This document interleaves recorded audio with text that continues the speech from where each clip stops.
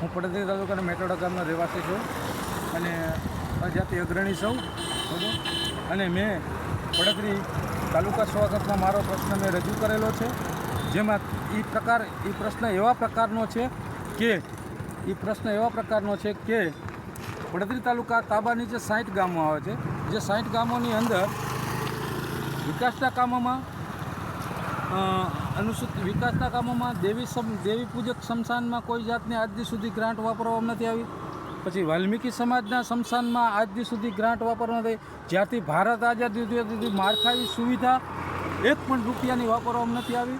કોઈ જાતની ગ્રાન્ટ વાપરવામાં નથી આવી બરાબર.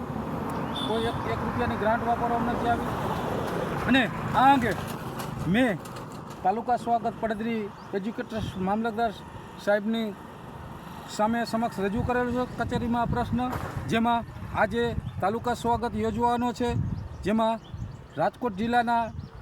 ગુજરાત રાજ્યના રાજકોટ જિલ્લાના ટોપ લેવલના સિનિયર આઈપીએસ અધિકારી એસપી સાહેબના અધ્યક્ષસ્થાને યોજવાનો છે. એટલે મને 100% પૂરેપૂરી તંત્ર ઉપર અને એસપી સાહેબ ઉપર વિશ્વાસ છે. અને જાબાદ અધિકારી શ્રી એસપી સાહેબ આ અંગે પૂરતી તપાસ કરશે અને ગુજરાત સરકારને, ભાજપની સરકારને, ડબલ સરકારની એન્જિનને રિપોર્ટ કરશે કે સાહેબ જુઓ કે આ પડદરી તાલુકા નીચે આવતા 60 ગામોમાં વાલ્મીકી સમાજ અને દલિત સમાજની સ્મશાનમાં ભારત આઝાદ થયું ત્યારથી આજ દી સુધીમાં અછૂત ધારા નીચે જીવે છે.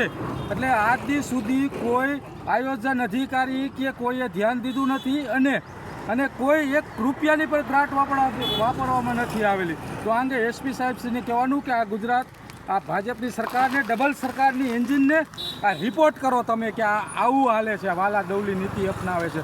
સાહેબ હવે ધ્યાન રાખો.